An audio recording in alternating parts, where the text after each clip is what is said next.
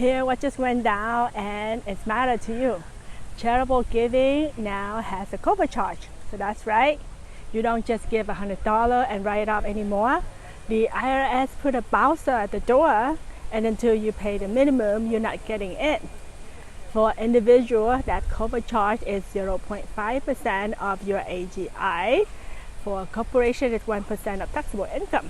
And the only free ticket you got is the new universal deduction, $1,000 if you're single, $2,000 if you are married filing jointly.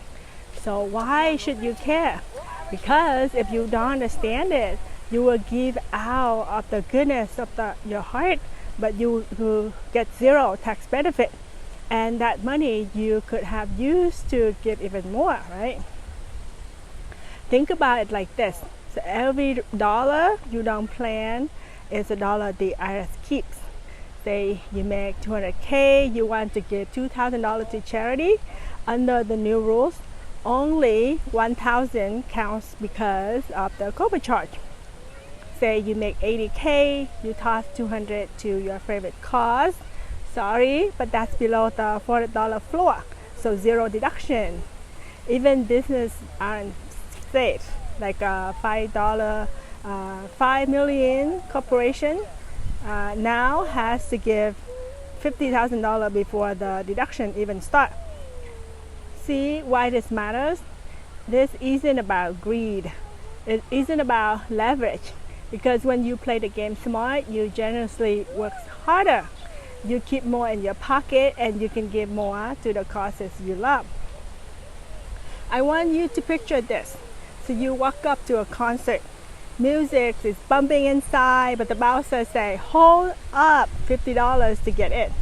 So you can hand him $10, $20, $30, but until you hit 50, you're not stepping a foot inside.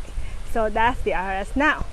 So you got to hit your 0.5% or 1% if you are a business before deduction door even cracks open. The only exception is the new $1,000, $2,000 universal ticket for non-itemizer that we touched base about.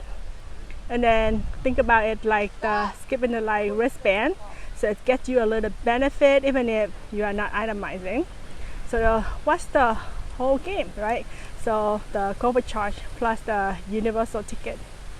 So a couple strategies that I want to share with you today. So one of it is bunching your donations. So it's the first play. So you don't want to give in a drip and drop manner. Say for example, you usually give $500 this year, $500 next year, $500 the year after. But guess what? You might never cross the cover charge. Those donations do nothing for your taxes. So instead, you want to bunch them together. So you take those 3 years of giving and dump it into 1 year. Say you give $1,500 in 25, and then skip 26 and give another $1,500 in 2027. So that way you clear the cover charge in the years you give. Why does this work? Because deductions are annual. They always look at each year separately. If you spread it thin, you never cross the line, right? If you stack it up, you jump the bar and your generosity usually can actually hit.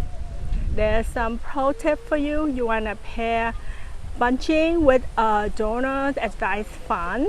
That way you still control when the charity gets the money, but you lock in the deduction now. So that leads us to our strategy number 2, the donor advice fund. So let's go deeper into this, or in short, you can call it DAFs. So think of a DAF as like a giving account. So you open it with a place like Fidelity or a Charles Schwab, and then you drop in a chunk of money, let's say $20K. So the year that you put it in, boom, you get the deduction, right? As long as you clear the cover charge. So now the beauty is you don't have to give it to charity right away. You can sit on it, you can spread it out over 5 years, 10 years, however long. But for taxes, you already lock in, and deduction, you get it in the year that you funded the DAF. So why is this powerful? So you get to plan around your income. So for a big income year, you want to drop in a big donation in the DAF, and then you don't have to scramble to find charity by December 31st. The DAF holds the money until you are ready. And yes, you can even invest the money where it sits there, so it's potentially grow tax-free until you grant it out. Just remember that DAF contribution don't qualify for the $1,000, $2,000 universal deduction. That's for cash gift to public charity only. So now let's talk strategy 3, the universal deduction. So this is a brand new, and honestly, it's a gift for non-itemizers. So if you don't itemize, you used to get nothing, but now you get up to $1,000 for a single and $2,000 for merit filing jointly above the line. So no overcharge. Here how it works: it needs to be cash only, and it's for public charities only. And then no donor advised fund, no private foundations. So if you are someone who takes the standard deduction every year, this is literally free money for giving, so don't miss it. And yes, every separate tax return has its own ticket. If you got adult kids who file separately, they can claim theirs too. So multiply that across the family and it adds up. Our strategy number 4 is about timing your giving, right? Timing is everything, especially with tax. So let's say 2025 is a low income year. So you're switching jobs, or you're taking a sabbatical, or your business is down. So giving a bunch that year, it might not even clear the floor. But in 2026, your income bounces back, and when you give big, because of your higher AGI, the higher the cover charge, but also the more valuable the deduction once you clear it. For businesses, this is even bigger. You got a fat year, you want to stack your giving in that year. So don't waste deduction in a lean year when you can't even cross the threshold. Let's talk strategy number 5, estate planning tied in. So where here that it's get even more interesting. So starting in 2026, the estate tax exemption jumped to $15 million per person. That means married couple get $30 million. But we all know these numbers are political footballs. They could change again. So using charitable giving as part of your estate strategy is a smart insurance strategy. Using large gifts can reduce your taxable estate while still giving your income tax benefit under these new floors. So if you are sitting on significant wealth, pairing charitable planning with estate planning is like playing chess instead of checkers. Let me give you the advanced plays with some bonus tips.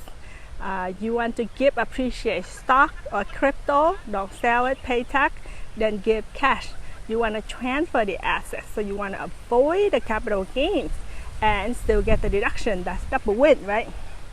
So QCDs from your IRA, it's called qualified charitable distribution. If you are 70 and a half or older, so you can send money straight from your IRA to a charity. It can count toward your required minimum distribution, but it don't touch your income. So it's a tech ninja move. Now let's talk about family strategy. You can spread giving across multiple family members. So each return get its own universal deduction that can multiply their impact. And another thing is income smoothing. So let's say if you expect a bonus, a sale, or a big business year, so you want to light up your giving in that year. So don't waste it when your income is low. If you are serious about mapping this out, I build a charitable giving worksheet in my production Etsy shop and show you your cover charge, how to bunch donation, and how to plan around income. And if you are thinking bigger, you want to combine this with estate planning or tax access, so go to accesswiseinstitute.com. That's where I break down the advanced strategies. But the bottom line, giving now has a cover charge. So you can ignore it and lose the benefit, or you can plan and make your generosity hit twice as hard. It's your move. Thank you so much for joining me. I'm Mia. I hope to see you at the next video. Mahalo.